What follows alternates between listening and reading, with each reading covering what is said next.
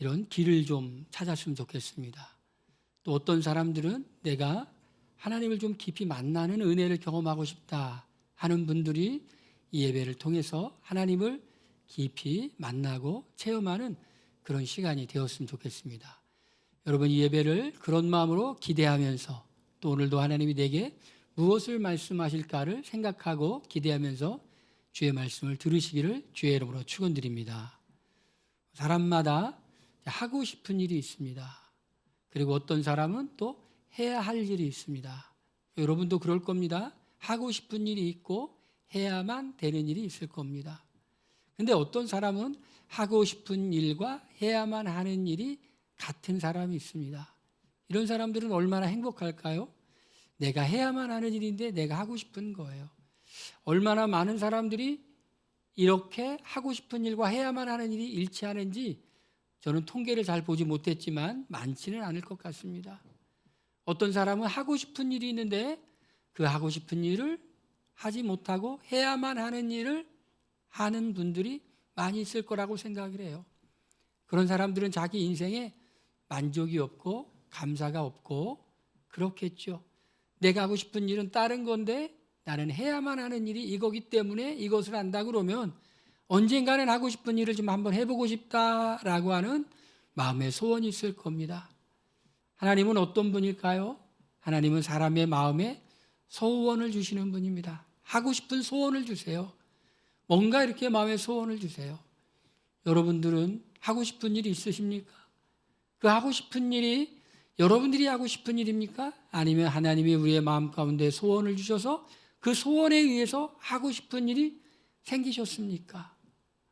진리가 너희를 자유케 하리라라고 말씀하셨는데 진리는 우리를 여러 분야에서 여러 방면에서 우리를 자유케 합니다.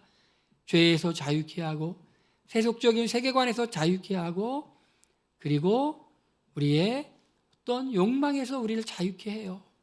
우리가 예수님을 믿기 전에 또는 예수님 믿었다 할지라도 은혜를 받기 전에는 하고 싶은 일이 참 많죠. 이 사람은요 죽을 때까지 끊지 못하는 게 하나가 물질에 대한 욕심은 끊지 못하는 것 같아요.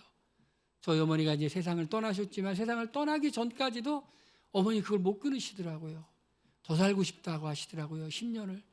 뭐 하고 싶으냐 하니까 돈을 벌고 싶대요. 뭐 하고 싶냐 하니까 산 밑에 집을 짓고 싶다고 그래요.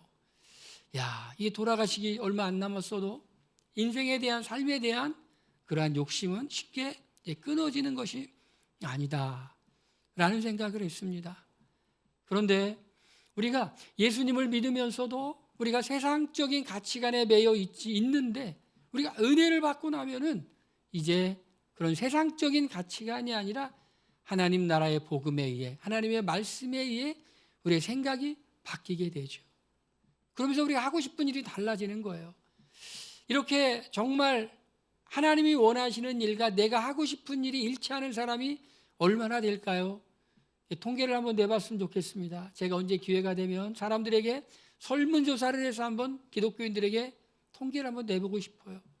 내가 하고 싶은 일이 하나님의 마음의 소원이고 나는 그것을 지금 하고 있습니다 하는 사람이 얼마나 될까? 그런데 오늘 등장하는 바울이라는 사람은 하고 싶은 일과 해야만 하는 일이 일치했어요. 그 일은 무엇이었냐면 사람들에게 복음을 전하는 일이었어요. 진심이었어요. 해야 되는 일이 아니라 하고 싶은 일이었어요. 하고 싶은 일과 해야만 해서 하는 일은 다르죠. 하고 싶은 일은요 창의적으로 하죠. 하고 싶은 일은요 힘들어도 해요. 하고 싶은 일은요 어려워도 해요. 근데 해야만 하는 일은 억지로 하는 일은 그냥 하죠. 그냥 합니다. 안 할 수 없으니까 합니다. 제가 성경을 쭉 보면서 바울에게 하고 싶은 일은 복음을 전하는 일이었어요. 그 일을 하는데 바울은 하고 싶었어요. 바울이 왜 그렇게 하고 싶었을까? 제가 생각해 봤어요. 바울은 왜 그렇게 굶기도 하고 맞기도 하고 강에 이렇게 환난을 당하기도 하고 바다에서 파손하기도 하고 그런 여러 가지 어려움이 있었는데 왜 복음을 전하는 그 일을 그렇게 하고 싶었을까 생각해 봤어요. 그랬더니 두 가지 사건이 떠올라요. 하나는 바울이 다메섹이라는 곳, 오늘날로 말하면 다메스커스라고 하는 도시에 유대인 중에 예수님을 믿는 사람을 핍박하기 위해 가던 중에 그때 예수님을 신비한 체험 가운데 만나게 되죠. 만나요. 빛이 확 비치고 하나님의 음성, 예수님의 음성이 들리며 그가 극적인 회심을 하게 되죠. 극적으로 하나님을 만나요. 사람마다 하나님을 만나는 방법이 다르죠. 어떤 사람은 조용히 성경을 읽으면서 하나님을 만나기도 하고, 어떤 사람은 설교를 들으면서 하나님을 만나기도 하고, 어떤 사람은 기도하면서 하나님을 만나기도 하고, 그러니까 사람에게 있어서 하나님을 만나는 그런 신비적인 사건이 있기는 있는데 바울은 정말 특별했어요. 그래서 바울은 이렇게 고백합니다. 나의 나된 것은 하나님의 은혜다. 내가 정말 회방자고 핍박자고 포행자였는데 하나님이 내게 은혜를 주셨어. 이렇게 또 얘기도 합니다. I am the lost. 나는 죄인 중에 괴수야. 나는 죄인 중에 괴수야. 그래서 하나님이 성령의 바울을 감동하여 쓴 서신, 바울 서신을 보면 은혜라는 단어가 굉장히 많이 나와요. 하나님의 은혜입니다. 은혜입니다. 자격이 없습니다. 자격이 없어요. 우리는 주님 앞에서 은혜입니다. 나는 자격이 없습니다. 정말 하나님의 은혜를 경험한 사람은 그렇게 말하게 되죠. 그래서 그 신비한 체험 가운데 하나님의 사랑을 느끼고 나니 은혜입니다. 내가 자격이 없는데 하나님이 나를 구원해 주셨습니다. 나를 만나 주셨습니다. 이 마음 때문에, 이 빚진 자의 심정 때문에 로마서 1장에는 바울은 그렇게 고백하죠. 내가 빚진 자다 이렇게 말합니다. 사랑의 빚을 줬다는 거죠.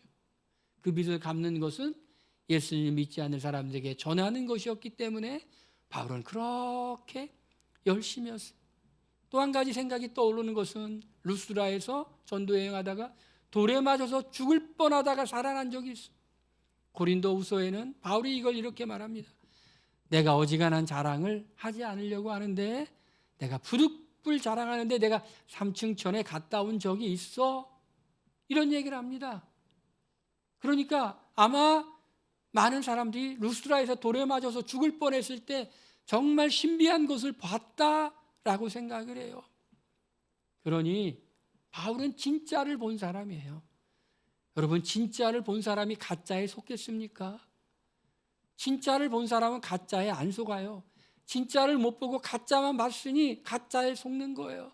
진짜가 뭐예요? 하나님 나라를 봤어요. 영원한 하나님의 평안이 있고 하나님이 통치하시는 그 나라, 기쁨이 있는 그 진짜 나라를 봤어요. 그러니 이 세상의 것들 어떻게 했어요? 아무것도 아니죠. 어릴 때는 장난감도 갖고 놀고 이렇게 막 갖고 놀지만 어른이 돼서도 요즘 보니까 옛날에는 이렇게 좀 나이가 먹고 그러면 장난감 갖고 안 놀았는데 요즘은 어른이 돼서도 이렇게 장난감 이렇게 하고 그러더라고요. 그런데 어른이 되면 갖고 싶은 게 다르잖아요. 어릴 때는 그냥 블럭, 뭐 장난감, 자동차, 장난감 이런 걸 그렇게 갖고 싶지만 어른들은 그걸 그렇게 갖고 싶지는 않잖아요. 달라지잖아요. 그건 시시해지죠. 유치해지죠. 어릴 때 보면 옛날에는 딱지치기라는 게 있었어요. 그리고 구슬치기라는 게 있었어요. 그래서 딱지도 모아놓고 구슬도 모아놓고 이렇게 합니다. 어른이 됐어요. 20살이 되었어요. 막 계속 딱지치기예요. 구슬치기예요. 그런 인간 봤어요? 없어요. 아무것도 아니에요. 아무것도 아니야. 그런 게 중요한 게 아니라는 걸 알아요. 더 중요한 거 살아가면서 중요한 게 뭐라는 걸 알아요. 바울은 진짜를 봤어요. 하나님 나라. 그러니 세상을 보니 정말 시시한 거예요. 정말 세상이 시시해졌어. 그리고 진짜 중요한 게 뭔지를 알았어요. 내가 본 이 세상에, 내가 본 이 진짜에 이 사람들이 가야 돼. 다급해 죽겠는 거예요. 다급해 죽겠어요. 일본에서 이제 쓰나미가 몰려오고 이렇게 사람들이 막 죽고 이런 현상 속에 사람들이 굉장히 이타적인 행동을 많이 했다고 그래요. 목숨을 걸고. 신기하게도 위급의 상황이 닥치면 사람들이 이타적인 행동을 해요. 그래서 심리학자들이 그런 연구를 많이 해요. 자기가 이렇게 죽을 줄 알면서도 물론 도망가는 사람도 있지만 목숨을 걸고 이타적인 행동을 하는 사람들이 있다라는 것이에요. 왜? 다른 사람의 목숨을 구원하기 위하여. 바울이 봤잖아요. 하나님의 은혜를 체험하고 봤어요. 그러니 얼마나 다급하게 이 사람들을 하나님 나라의 복음을 증거하고 하나님 나라에 들어가는 그 길로 인도해야 되겠다는 생각이 들겠어요. 몇 년 전에 이렇게 지하차도로 들어가다가 물이 막 차올라가지고 충청북도에서 막 나온 사람이 나와가지고는 막 그렇게 애타게 거기 들어가지 말라고 손짓했대요. 들어가지 말라고, 들어가면 큰일 난다고. 그런데 사람들이 그냥 물이 차는데도 우리나라 사람들은 되게 겁이 없어요. 우리나라 사람은 그냥 겁이 너무 없어요. 들어가서 많은 사람들이 변을 당하는데 자기가 그렇게 들어가지 말라고 그럼에도 불구하고 그냥 마구 들어가더라는 거예요. 바울이 그걸 봤어요. 하나님 나라를 봤어요. 그러니 이 세상에서 정말 중요한 게 뭔지를 알았어요. 그거는 복음을 증거하고 사람들을 하나님 나라의 가치관으로 무장시켜서 거룩하게 살고 하나님의 뜻대로 사는 것, 이것이 소중한 일이라는 걸 알게 되었어요. 바울은 그것을 하고 싶었어요. 에베소서 2장 10절 말씀에 선한 일을 위하여 지으심을 받으라는, 지으심을 받은 자라는 그 말씀, 성령의 감동으로 바울이 기록했는데 자신의 간증이기도 해요. 하나님이 우리를 왜 지으셨어요? 선한 일을 위하여 지음받은 존재라는 거예요. 선한 일을 위하여. 제가 아는 목사님 1년 후배예요. 유명한 목사님이에요. 책도 여러 권 쓰고 그랬는데 어느 날 그 말씀, 하나님이 선한 일을 위하여 창조하셨다는 그 말씀이 깨달아지면서 며칠간 잠이 안 오는데, 피곤한 것도 전혀 모르겠더래요. 며칠간 잠이 안 오는데, 그러니까 그 말씀을 통해 하나님을 만난 거예요. 어떤 사람 막 기도하다가 몸에 막 뜨거움을 체험하고 그렇게 만나는 수도 있지만, 말씀이 깨달아지면서, 그 말씀이 깨달아지면서 며칠간 잠을 못 잤는데 피곤치 않더라는 거예요. 바울은 깨달은 거예요. 내가 정말 사람을 구하는 이 일을 해야 되겠다. 우리는 그걸 뭐라고 말합니까? 그걸 우리는 사명이라고 말해요. 우리 지난 시간에는 모세의 소명에 대해서 같이 말씀을 나눴죠. 하나님 모세를 부르시죠. 모세야 모세야 부르시죠. 사무엘도 부르시죠. 사무엘아 사무엘아 하고 부르시죠.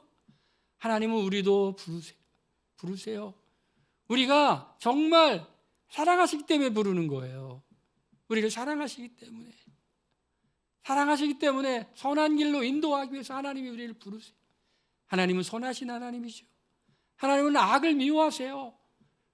예수님이 온 것은 양으로 생명을 얻게 하고 더 풍성히 얻게 하게 하지만, 도둑은 우리의 생명을 강탈하고 우리를 멸망시키기에 원수는 이 땅에 왔죠. 하나님 우리를 사랑해요. 너무너무 사랑해. 우리가 잘 되길 바라요. 하나님은. 근데 그 잘 되는 길이 뭘까? 잘 되는 길이 뭘까? 하나님 우리가 잘 살기를 원해요. 잘 사는 게 뭘까요? 세상적으로 잘 사는 건 두 가지가 있죠. 돈을 많이 벌고 사는 거, 돈이 많은 걸 잘 산다고 하기도 하고, 바르게 사는 걸 잘 산다고도 하죠. 바르게 살기를 원하는 거예요, 하나님은. 그래서 하나님이 우리를 부르시고 우리에게 일을 맡기세요. 모세에게는 이스라엘 백성을 애굽에서 탈출시켜서 가나안 땅으로 인도해 갈 사명을 주셨어요.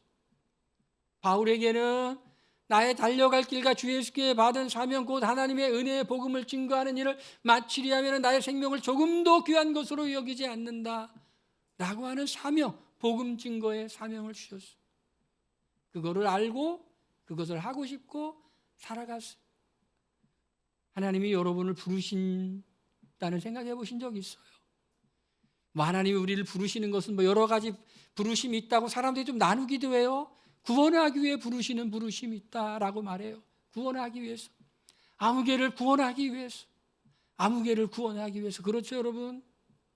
하나님이 아무개야, 아무개야 이렇게 부르진 않지만 환경을 통해 이렇게 부르시기도 해요. 제가 부목사로 있을 때 참 걱정거리 없는 그런 집사님이 기도에 와서 본인이 간증하더라고요. 하나님이 자신을 이렇게 인도한 하나님의 역사심. 아무 고난이 없고 편안했는데 어느 날 뭔가 힘들게 하는 그 사건 속에서 하나님을 찾지 않으면 안 돼서 하나님께 왔다고. 하나님이 아무개야 이렇게 부를 수도 있지만 그런 사건을 통해 우리를 부르시기도 해요. 야, 하나님 무서우신 분이구나. 근데 하나님 사랑하기 때문에 그런 거예요. 사랑하기 때문에 무서운 것도 보여주는 거예요. 나가지 말라고, 이 울타리 하나님의 품 안에 머물러 있으라고. 이런 여러 상황을 통해 하나님이 부르실 때가 있죠. 구원하기 위해. 너무 사랑하니까 그 구원의 은혜, 능력, 그 충만함을 허락하기 위해 부르시는 거예요. 또 어떤 때는 더 가치 있는 일, 의미 있는 일 위해서 하나님이 부르셔요. 일을 맡기기 위해 부르셔요. 인생이 너무 지루하고 무료하고 의미가 없고 어떻게 살아야 될지를 모르고 사는 게 그냥 사는 거고 뭐 할까? 뭐 재밌는 거 없을까? 그런 사람들이 얼마나 많아요. 그런데 하나님이 온갖 것을 그 쓰임에 적당하게 지으셨느니라. 할 일이 하나님이 우리에게 있어요. 그럼 다 선교사가 되고 다 목사가 되고 다 그런 게 아니죠. 그런 게 아니라 하나님이 뭔가 우리가 하나님의 영광을 드러내기 위하여 하나님이 주신 일이 있어요. 물론 그런 사람도 있지만 아닌 사람도 있어요. 너는 그 일을 해라. 칼빈은 그것을 직업 소명설이라고 하죠. 너는 그 일을 해. 너는 그 일을 해. 그래서 스위스에 칼빈의 영향을 받은 사람들이 이렇게 제조업도 하고 상업도 하고 스위스의 시계가 그렇게 발달한 이유가 뭐예요? 직업성이면서 내가 이 일이 하나님의 일이에요. 시계 만드는 게 하나님의 일이에요. 하나님이 우리를 부르시고 뭔가 맡기신 일이 있어요. 바울은 그것이 복음 전도였다면 여러분들은 그게 뭔지 느끼세요? 하나님이 내가 무엇을 하라고 이런 것일 수도 있어요. 내가 살아가는 동안에 내가 이렇게 선대하는 것, 내가 선대하는 것, 사람들을 선대하고 하나님의 성품을 끊임없이 보여주는 그 일을 위해 하나님이 보내줬을 수 있어요. 자비를 베푸는 자는 자비를 베품으로, 긍휼을 베푸는 자는 긍휼을 베품으로. 근데 그것을 받을 사람은 어떻게 해야 될까? 바울을 봤더니 바울은 3가지의 자세로 했어요. 어떤 자세로 했냐면 인내의 자세로 복음을 전하는 자신의 사명을 이루었어요. 제가 여기 말씀 보니까 겸손과 눈물과 시험을 참았다. 이걸 한 단어로 정리하니까 인내더라고요. 겸손. 좋은 일을 할 때도 겸손해야 돼요. 무엇인가를 다른 사람에게 손을 베풀 때, 나눠줄 때 어떻게 해야 돼요? 여러분, 우리가 복음을 전하는데 우리가 이 복음을 전하는 그 사람이 좋아지는 거지 우리가 뭐 좋아지나요? 우리도 좋아지겠지만 그 사람이 좋아지는 거잖아요. 그러니 복음을 증거하고 난 후에 믿으려면 믿고 안 믿으려면 지옥 가든가 라고 하면 돼요, 안 돼요? 여러분 못 알아들었어요? 복음을 전했는데 이 귀한 복음 믿고 천국 갈래? 안 믿어? 그럼 지옥 가든가 이러면 돼요, 안 돼요? 안 되죠. 겸손함으로 해야 된다는 것이 정말 좋은 일이잖아요. 좋은 일, 복음을 증거하는 좋은 일이잖아요. 이 일을 겸손하게 해야 하라는 거예요. 겸손하게. 아무리 좋은 일이라고 해도 교만하게 하면 안 돼요. 겸손하게 하라는 거예요. 저는요 요즘에 그런 생각을 이게 하나님이 깨닫게 해주세요. 누구를 만나든지 여러분 선대하세요. 누구를 만나든지 선대하세요. 작은 차 하나라도 여러분들이 대접할 기회가 있으면 대접하세요. 마음이라도 따뜻하게 해주세요. 말이라도 잘해주세요. 너그럽게 해주시고 선을 베푸세요. 언젠가는 여러분에게 그것이 크게 돌아올 줄로 믿습니다. 겸손하게 하라는 거예요. 여러분 교만해서 좋을 거 하나도 없어요. 겸손하면 반드시 말씀에 순종해서 겸손하면 덕이 돼요. 덕이 돼요. 저는 지금 맘만 먹으면요 미국에 가서 돈도 안 내고 몇 달간 있을 수가 있어요. 근데 비행기 타고 거기까지 가는 게 너무 참 멀고도 먼 길에 못 가고 있는데 미국에서 목회하다가 은퇴하시고 한국에 오신 목사님이 있는데, 은퇴했으니 이제 누가 그렇게 대우하고 뭐 이렇게 이런 거 별로 안 하잖아요. 은퇴했으니 힘도 빠지고 이제 있는데, 학교에 그분이 이렇게 오셨는데, 새벽기도 이렇게 설교를 하러 오셨는데, 내가 아침에 콩나물국밥 해장국을 대접했어. 굳이 내가 대접했어. 우리 교회 오셨더라고요. 반갑게 맞이하고 또 교통비까지 봉투에 넣어드렸어. 저를 가는 곳마다 저를 칭찬해요. 기분이 좀 안 좋은 표정이에요. 저를 칭찬한다는데 가는 곳마다 저를 칭찬해. 제가 한 거는 그냥 콩나물 해장국하고 그냥 봉투에 넣어가지고 제 돈 준 것도 아니고 교회에서 준 거예요. 저는 교회에서 이렇게 누가 오면 항상 이렇게 선교사님, 은퇴하신 분, 가는 곳마다 저를 칭찬해. 그런데 그분이 그 교회를 은퇴했는데 후임으로 하시던 분이 사임하고 교회에서 또 오라고 해서 또 가셨어. 미국에 그 지역에. 근데 그 목사님이 은퇴를 하면서 그 지역 근처에다가 땅을 넓게 사고 뭐 집을 줘놓고 뭐 이렇게 차도 사놓고 누구 대접하겠다고 그렇게 해놓으신 분이에요. 그때도 저보고 오라고 그랬는데 제가 가면 그냥 몇 달 그냥 차도 주고 집도 주고 그렇게 할 거예요. 근데 제가 이렇게 왔는데 그냥 교만하게 하고 맹숭맹숭하고 그러면 그렇게 칭찬하겠어요? 오라고 하겠어요? 별거 아니었어요. 그냥 이렇게 선대해주고 기뻐해주고 가는 곳마다 저를 칭찬해. 가는 곳마다. 할렐루야. 여러분들 좋죠? 제가 칭찬 받으니까 여러분들 좋죠? 여러분들 그렇게 하세요. 겸손하게 선한 일을 할 때도, 복음을 증거할 때도, 남에게 덕을 끼칠 때도 겸손하게 내가 했으니까 너도 해라. 내가 했는데 나한테 이게 무슨 자세냐. 밥 한 번 사주고 목에 힘을 확 주고 그러면 안 된다는 거예요. 겸손하게. 그리고 또 어떻게 했어요? 바울은 보니까 눈물로 했다라는 거예요. 눈물로 복음을 증거하고 복음을 믿게 하는 게 얼마나 중요한 일이에요. 근데 사람들이 안 믿어요.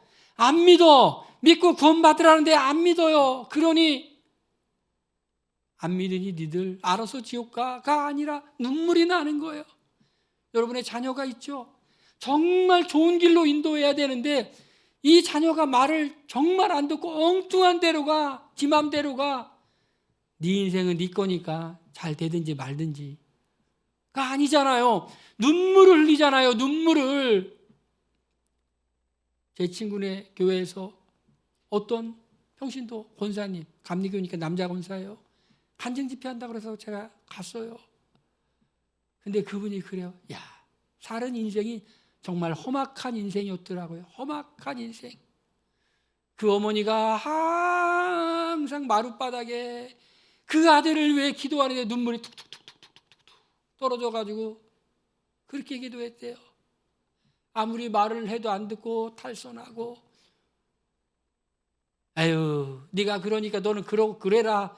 네 인생 네가 하니까 네 잘못되면 네 잘못되는 거니까 네가 알아서 해라가 아니라 어머니는 눈물을 막 흘리는 거예요. 눈물이 막 흘리는 거예요.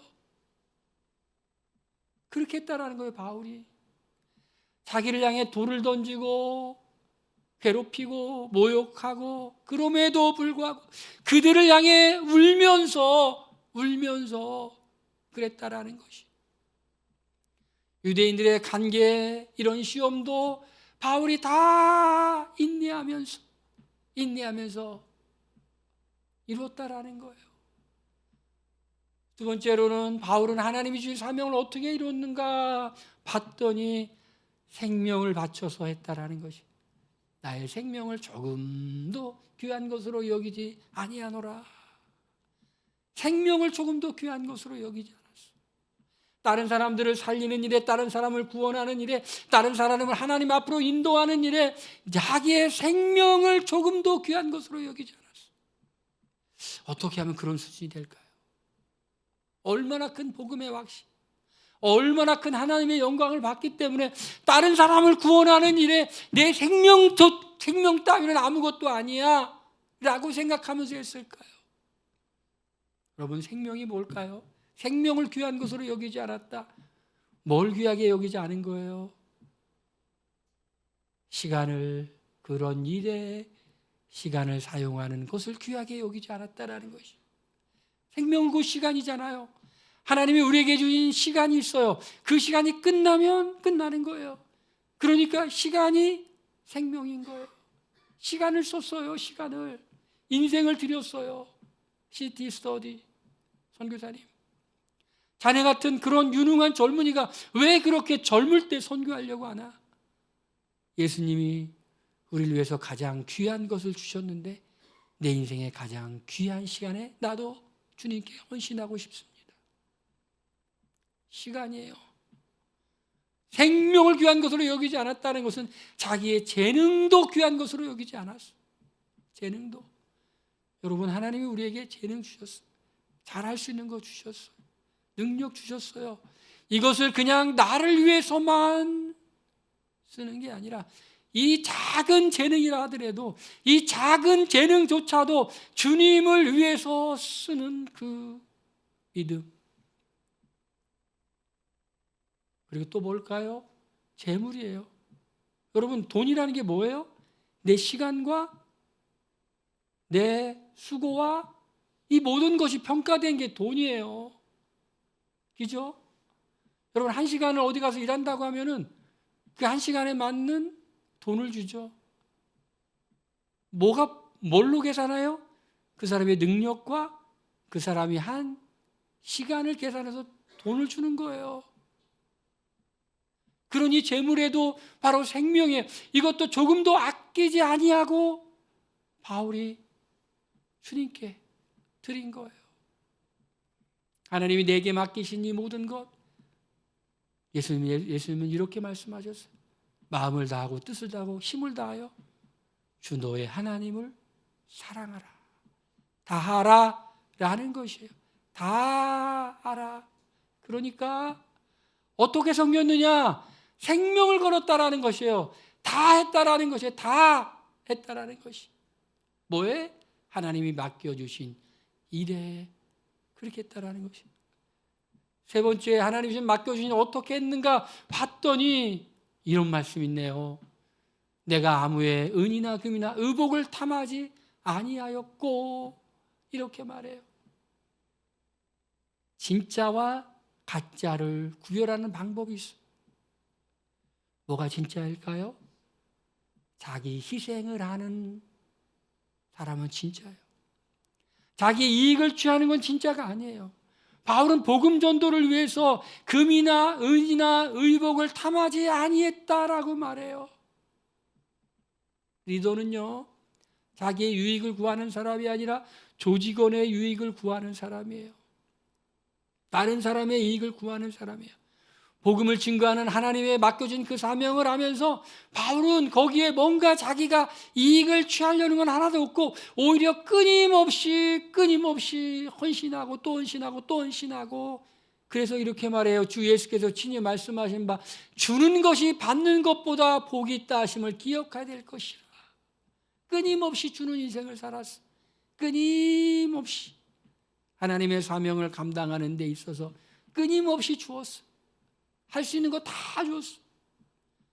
자신의 이익을 추구하지 않았어.